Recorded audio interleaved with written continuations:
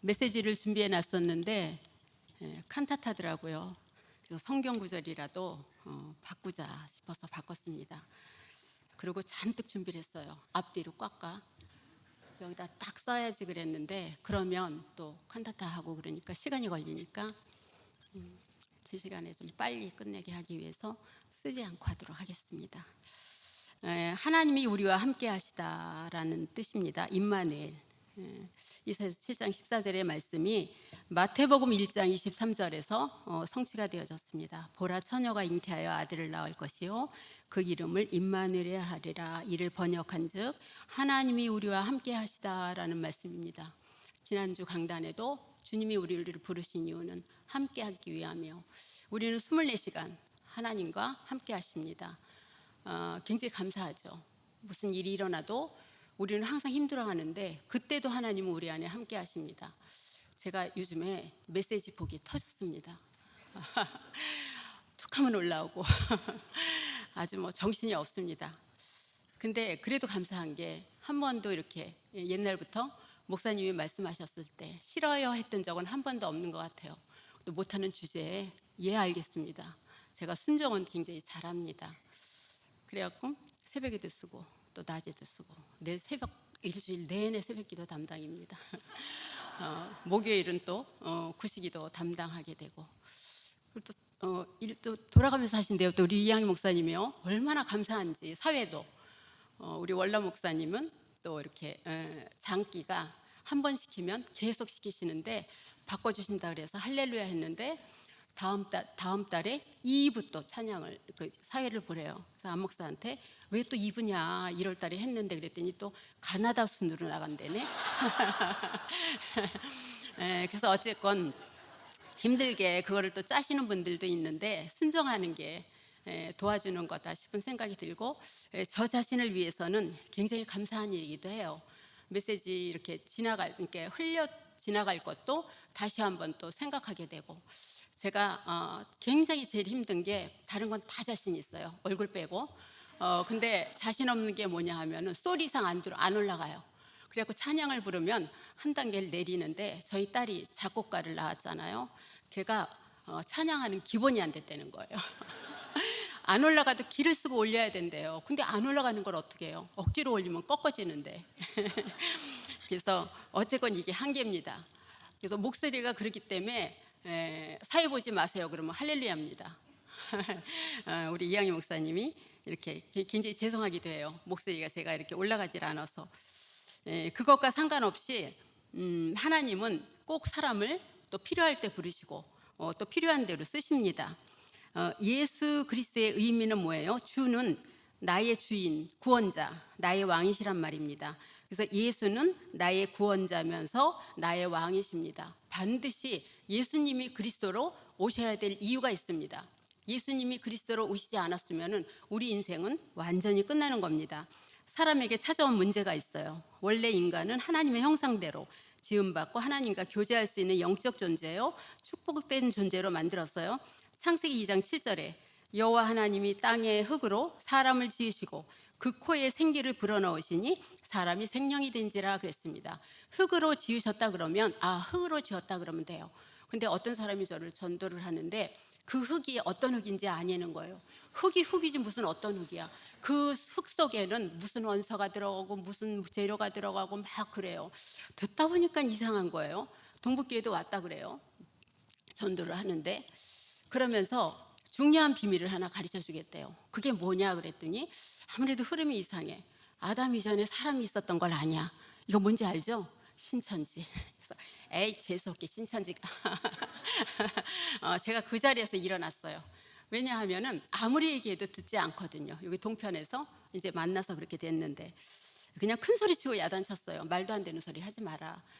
일일이 다 알면은 사람이 말씀을 어떻게 읽고 구원을 어떻게 받냐. 말씀은 나와 있는 대로 그대로 말씀은 믿으면 된다 그랬던 적이 있습니다. 근데 하나님의 형상대로 하나님이 흙으로 지으셨는데 지음받은 인간이 하나님을 떠나게 됩니다. 사탄에게 속아서. 그러다 보니까 하나님의 형상을 잃어버리게 돼요. 하나님의 형상을 잃어버리게 되고 28절에서 29절에 보면은 하나님이 그들에게 복을 주시며 하나님이 그들에게 이르시되 생육하고 번성하라. 정복하고 지배하고 다스려라. 내가 온 지면에 씨 맺는 채소와 씨 가진 열매 맺는 모든 나무를 너희에게 주노니 너희가 먹을지라 그랬습니다. 하나님을 떠나고 나니까 일체 모든 것을 다 잃어버리게 됩니다. 자, 첫 번째로 사람은 죽음도 질병도 없는 하나님이 태어날 때부터 생존권이라는 걸 줬습니다. 그냥 있으면 되는 거. 에덴에 있으면 그냥 하나님이 먹이시고 입히십니다. 또 땅을 정복하는 정복권도 주셨어요. 근데 어때요? 우리는 지금 정복당하고 살고 있잖아요. 그렇죠? 그다음에 생명을 다스리면서 통치할 수 있는 통치권을 주셨어요. 근데 우리는 통치를 당하고 있잖아요. 모든 것을 식물로 말미암아 살 수 있는데 그 사용권을 잊어버리게 돼요. 누림을 잊어버리게 되는 거예요. 그러다 보니까 아무것도 아닌데도 사람들이 모르게 잊어버리면서 살아가게 돼요. 잊어버리면서 살아가게 되는데, 자, 그래서 하나님이 인간에게 주신 게 창세기 3장 15절에 여자의 후손이라는 메시아를 주셨고, 그분이 신약의 그리스도로 오셨습니다. 하나님의 형상, 하나님의 축복을 놓친 사람에게 누구도 해결할 수 없는 문제가 오기 시작합니다. 하나님 떠난 문제, 하나님을 떠나게 한 죄 문제, 하나님을 떠나고 나니까 하나님이 떠난 자리, 그 빈 공간에 사탄이 들어오는 문제, 세 가지 인간에게 그런 문제가 생겨집니다. 창세기 3장에 보면은 사탄이 뱀으로 가장을 하여 하와를 유혹하여 하나님이 먹지 말라고 한 창세기 2장 7절에 선악과를 먹고, 그렇죠? 선악과를 먹고 하나님을 떠나게 됩니다. 여기서 이제 인간의 여러 가지 고통이 시작됩니다. 요한복음 8장 44절에 마귀의 자녀로, 그렇죠? 마귀의 자녀가 되는 것을 시작으로 인간에게 근본 문제가 옵니다. 당연히 죽음 문제가 오죠. 히브리서 9장 27절에 죽음 문제가 와요. 한 번 죽는 것은 정해진 것이요 그 위에는 심판이 있다 그랬어요. 어떻게 죽느냐가 문제죠. 그렇죠? 여러분들 운동하시잖아요. 운동하시는 이유가 뭐예요? 오래 살기 위해서 하시죠. 절대로 운동한다고 오래 못 삽니다. 그럼 왜 운동을 했냐? 죽을 때 편하게 죽습니다. 저희 남편이 저는 굉장히 게을러요. 운동을 절대 안 해요. 우리 남편은 기를 쓰고 해요. 아주 그냥 온몸에 근육이 그냥 쫙쫙 이렇게 돼 있습니다. 나이 차이도 얼마 안 나고. 오래 살 줄 알았어요. 제가 어느 날 간염이 왔어요. 그런데 자기 엄마한테 그러더라고요. 내 평생의 걱정은 쌤이 엄마가 아픈 거라 그러더라고요. 근데 자기 그렇게 건강하게 운동도 열심히 하더니 자기가 먼저 죽어. 제가 그래서 남편을 보고 내린 결론이 있습니다. 아, 운동을 열심히 해서 건강해지면은 편하게 죽는구나. 절대로 오래 살진 않아요. 왜냐하면 이미 이 세상에 태어나는 그 순간 하나님이 우리의 죽을 날짜까지 정해놓고 계십니다. 그 날짜 그 시간에 불러가려고 그러는 거예요. 그때까지 어떻게 사느냐가 중요한 거죠. 그렇죠? 하나도 고통 없이 죽었어요. 그냥 하나님이 불러가시더라고요. 그래서 그때부터 제 속에는 운동을 한다고 오래 사는 건 아니다. 그래서 저는 그때 바뀐 게 있어요. 가늘고 길게 살자. 그게 제 인생의 모토입니다. 그러다 보니까 하나님이 정말 가늘고 길게 살게 하셔요. 가진 고통을 다 주면서 길게 끌고 나가요. 그러니까 제가 이 자리에 서 있잖아요. 그래서 그렇게 오래 살 거, 천만 년 살 것 같아도 맨날 음식 먹으러 가면 개고기 먹으러 다니고 소용없어요. 그런 거요. 하나님이 불러가니까 그 순간에 끝나요. 그래서 그때 내린 결론이 운동을 해서 건강한 이유는 죽을 때 편하게 죽는다. 정말 편안하게 죽었습니다. 불신자같이 살다가 천국은 갔습니다. 하나님이 그걸 저한테 확인시켜줬거든요. 그러니까 질병이 옵니다. 이유 없는 질병이 와요. 그렇죠? 노안으로 오는 것도 있고 실수로 오는 것도 있고 영적 문제로 오는 것도 있습니다. 이것도 다 영접할 때 달라집니다. 여기서 끝나나요? 출애굽기 20장 4절에서 5절에 우리도 모르게 조상이 지은, 그렇죠? 맨날 이게 빌고 그런 재앙 문제가 후대들에게도 내려오잖아요. 마태복음 11장 28절에 보면은 이유 없이 고통받아요. 정신 문제로. 우리 주변에 그런 사람 많잖아요. 굉장히 많아요. 우리 주변에 그런 사람들. 마태복음 14장 11절에 밤낮 쉼이 없는 고통 속에 있는 지옥으로 가게 됩니다. 그래서 이 정신 문제는 누가 오랫동안 예수를 믿었다고 안 찾아오는 것이 아니라 오랫동안 30년 동안 예수를 믿었어도 정신 문제 가지고 그것이 정신 문제인지 모르고 살아가는 사람들이 굉장히 많은 거예요. 지지난주에 너무 감사했어요. 렘넌트 하나가 굉장히 힘들게 살았거든요. 조현병도 오고 그랬는데 지난주에 저에게 오더니 뭐라 그러냐면 목사님 우리 엄마 좀 만나주세요 그래요. 그 엄마가 나중에 이제 그 조현병이 왔거든요. 왜 그랬더니 우리 엄마가 너무너무 많이 좋아졌어요. 그래서 이항희 목사님이 오셨다 그랬더니 그러냐고 너무 좋아하더래요.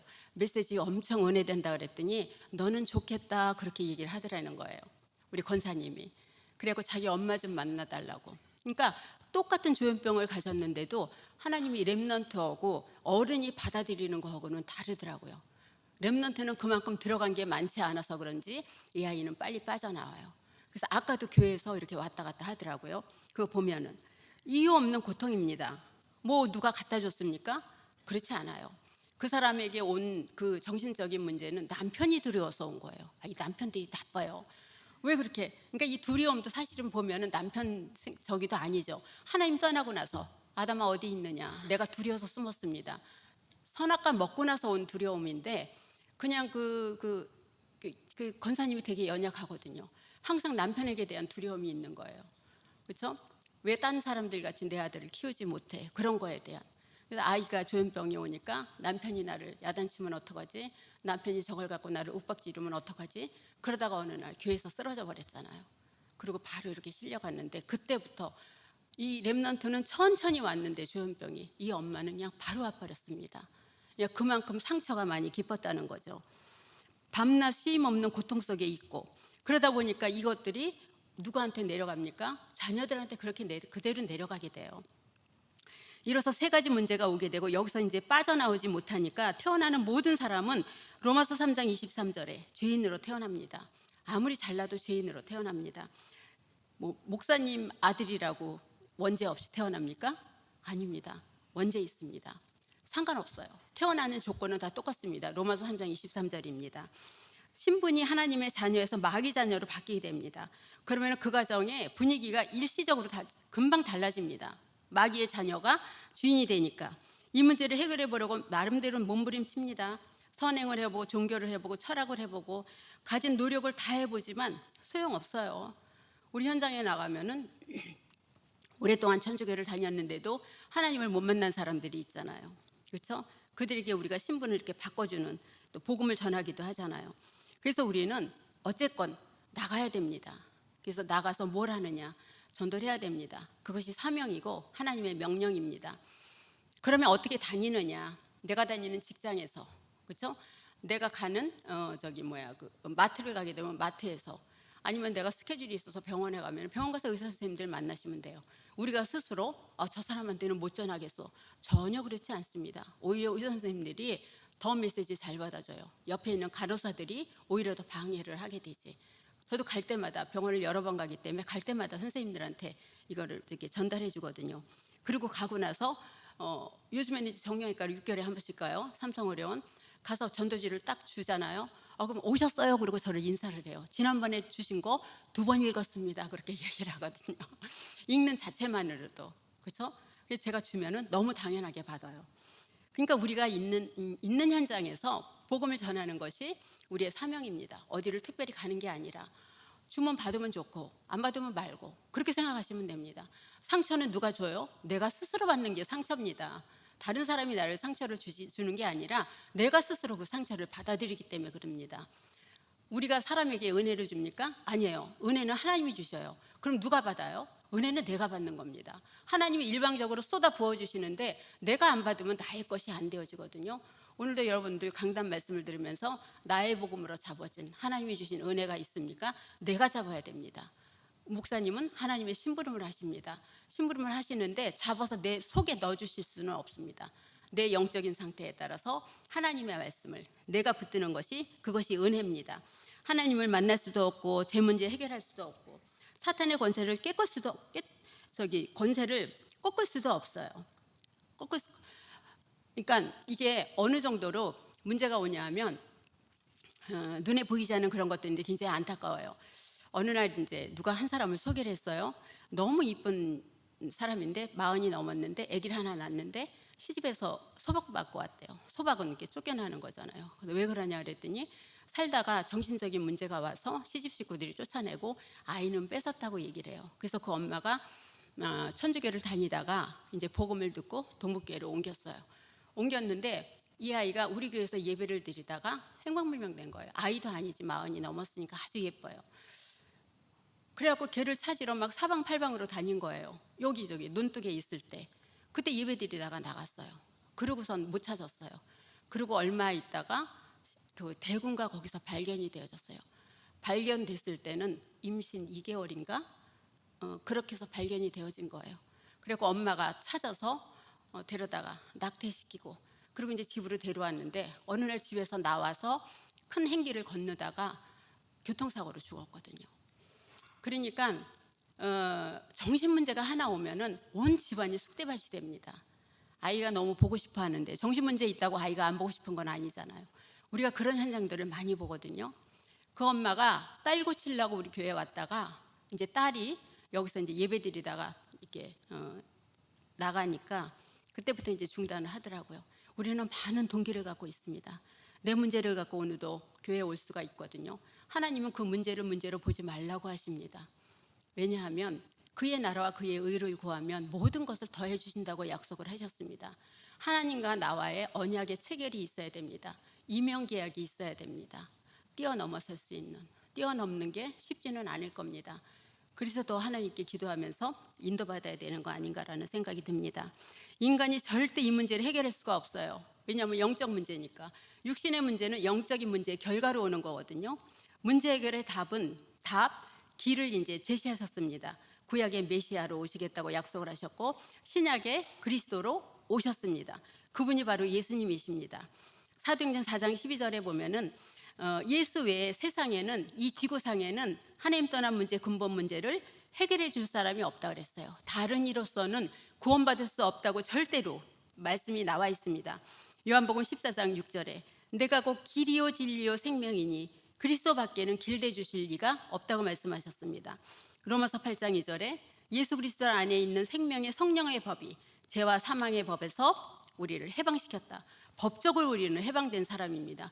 그리스도가 아니면 안 됩니다. 길 대신 그리스도만이 가능합니다. 우리가 그쪽에서 나오는 것은, 세 가지 문제에서 나오는 것은 요한일서 3장 8절에 죄를 짓는 자는 마귀에게 속하나니 마귀는 처음부터 범죄함이라. 하나님의 아들이 오신 것은 마귀의 일을 멸하려 하심이라. 이미 오시는 순간 그때 끝나는 겁니다. 믿을 때만 가능합니다. 예수님만이 그리스도고, 그리스도는 우리 인생의 모든 문제 해결자이십니다. 모든 문제 해결자는 창세기 3장 15절에 언약대로 오신 그리스도입니다. 언약대로 오신 그리스도, 창세기 3장 15절을 붙잡고 기도할 때, 예수 하나님을 만날 때 창세기 1장 27절과 28절에 하나님의 형상이 회복되어지고 정복하고 지배하고 다스리는 그 축복이 우리에게는 회복되어집니다. 모든 문제 해결자이신 그리스도는 참 선지자로, 참 제사장으로, 만왕의 왕으로 오셔서, 그렇죠? 삼직을 가지고 십자가에서 피를 흘려서 죽으심으로 말미암아 인간의 모든 문제를 단번에 해결해 주셨습니다. 이 말이 사실이거든요. 근데 믿지 않으면 이 말씀이 나의 것이 되어지지가 않습니다. 오직 그리스도만이 해결할 수 있다는 이 사실을 믿고 우리는 오늘도 살아갈 수 있는 겁니다. 아무리 인간은 원죄를 가지고 아무리 그 속에서 태어나긴 하지만 예수님 외에는 원죄를 해결할 자가 없다는 것을 우리는 알아야 됩니다. 반드시 예수 그리스도를 믿어야 됩니다.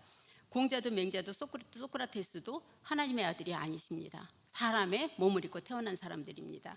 그 사람들은 우리의 구원의 길이 되어줄 수 없습니다.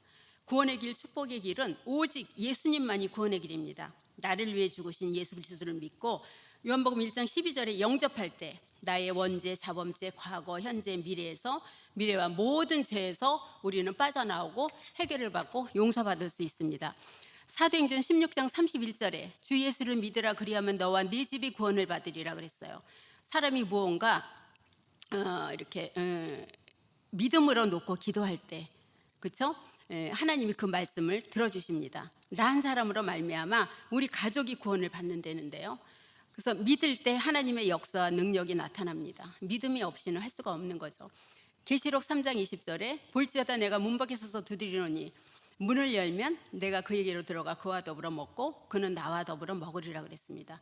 요한복음 6장 47절에 믿는 자는 영생을 가질 수 있다고 말씀을 하셨습니다. 여기 앉아있는 우리들은 다 믿는 자입니다. 우리의 믿음이 가끔 흔들릴 때가 있습니다. 고린도서 13장 5절에 보면은 너희 안에 믿음이 있는가 한번 봐라. 너희 안에 믿음이 없으면 우리는 전혀 하나님의 자녀가 아닙니다. 아무것도 아니거든요. 한 번씩 하나님 앞에서 확증해 보시기 바랍니다. 그렇다면 하나님이 우리에게 오늘도 말씀을 들을 수 있고 말씀이 나의 말씀이 되는 것은 하나님이 나에게 구원의 축복을 주신 거이기 때문인데, 예수 믿고 구원받으면 하나님의 자녀가 되며 성령께서 우리 마음 중심에 임재해 계십니다. 좌로나 우로나 흔들릴 수는 있습니다. 근데 좌로 빠지고 우로 빠지면 안 됩니다. 좌로나 우로나 흔들려도 우리의 목표는 딱 하나 있는 겁니다. 하나님의 계획. 과연 보좌를 움직일 수 있는 기도를 내가 할 수 있나? 충분히 할 수 있습니다. 보좌를 움직이는 기도라는 건 하나님의 뜻을 돌이키는 겁니다. 내 인생을 하나님이 미리 설계를 해놓으셨지만 나의 기도에 따라서 하나님의 뜻을 돌이킬 수도 있는 겁니다. 더 좋은 것으로. 그래서 하나님, 오늘도 내가 하나님의 보좌를 움직이는 기도를 해주세요.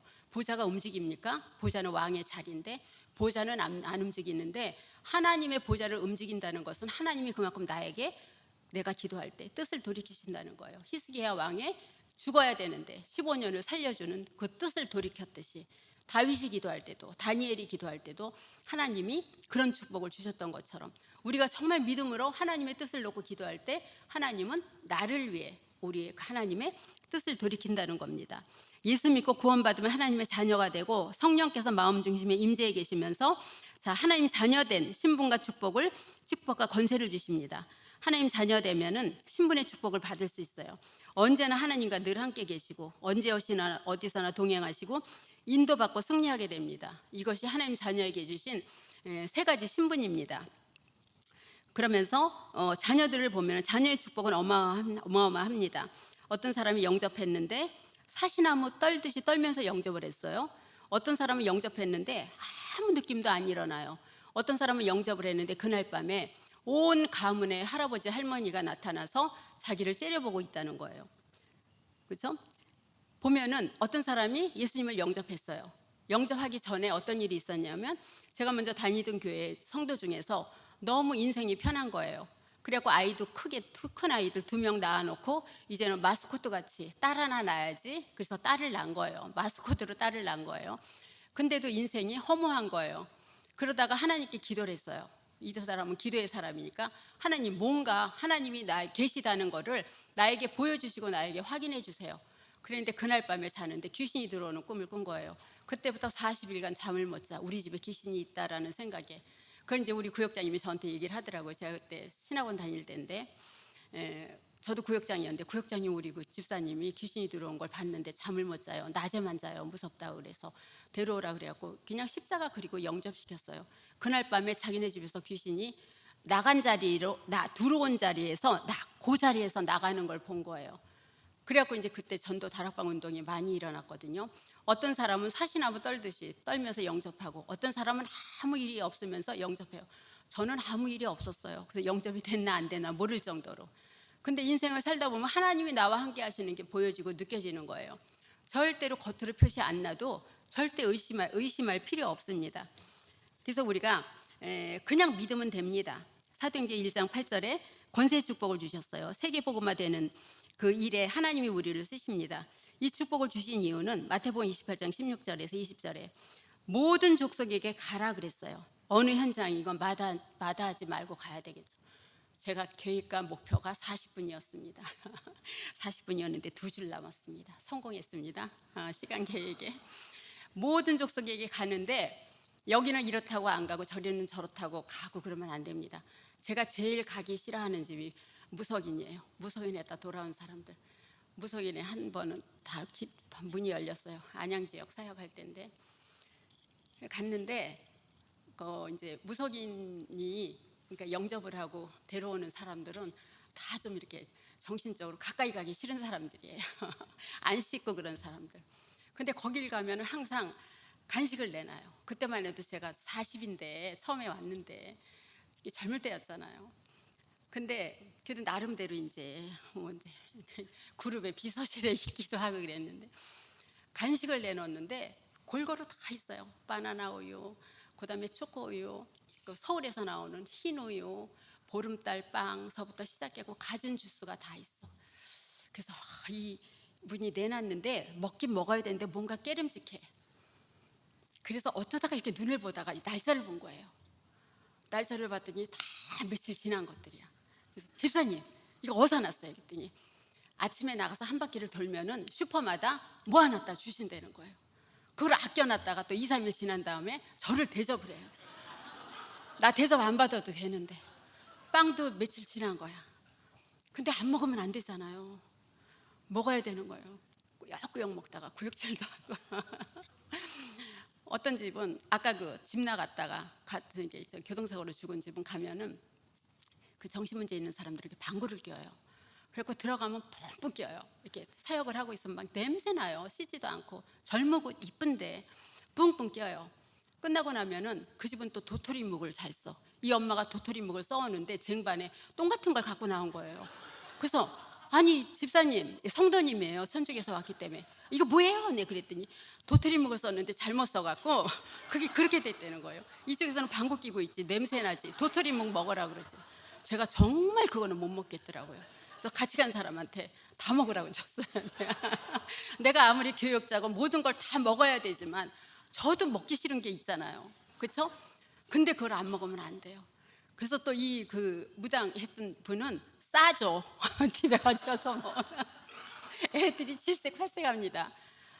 그래도 우린 가야 되거든요. 어느 현장이라도 가야 되거든요. 그분이 그렇게 열심히 사역을 하시다 돌아가셨어요. 그래서 우리 목사님이 너무 귀한 분이 돌아가셨다고 명예장로 주셨어요. 집사님이셨는데 너무 감사하더라고요. 그때 그 현장에. 안양 지역이었는데 어디든 그래요. 저녁에 11시에 애가 아파서 병원으로 실려가요. 나는요 7시 이후에는 사역 안 해요. 그러면 됩니까 교육자가? 절대 안 돼요. 교육자는 24시간입니다. 아마 목사님들이 더 하실 겁니다. 우리는 많은 사람들을 만나게 돼요. 근데 내 기준에서 만나면 안 되는 거예요. 하나님이시라면 어떻게 하실까? 코람데오를 이상하게 쓰는 사람들이 있어요. 지금요 아시잖아요. 그런데 쓰는 게 아닙니다. 하나님이시라면 내가 어떻게 하기를 원하실까? 그 질문을 하나님 앞에 해야 됩니다. 하나님 지금 내가 믿음의 결단을 해야 되는데 하나님이시라면 어떻게 하기를 원하시고 하나님이시라면 무엇이 정확한 건지 하나님 저에게 말씀을 통해서 확인시켜 주세요. 그렇게 기도하시기 바랍니다. 그러면 좌로나 우로나 흔들리지 않고 나와 하나님 관계에서 내가 하나님 앞에서 무엇이든지 결정을 할 수 있습니다. 정말 그 말씀을 가지고 우리가 1년 한 달 동안 이렇게 또 한 주 동안 살아가게 되는데 말씀 놓고 하루에 3번만 읽어보라 그러시잖아요. 우리 이 목사님도 그러셨고 우리 안 목사님도 그렇게 항상 얘기를 하시잖아요. 그렇죠? 말씀 가지고 아침 점심 저녁 한 번씩만 읽어보세요. 여기서 주는 것도 좋지만 내가 쓴 걸 읽는 게 제일 이해가 잘 되어집니다. 그래서 말씀을 계속 읽으시면서 그 말씀이 우리의 삶 속에 그대로 응답으로 와주는 한 주 되시기를 예수님 이름으로 축원드립니다.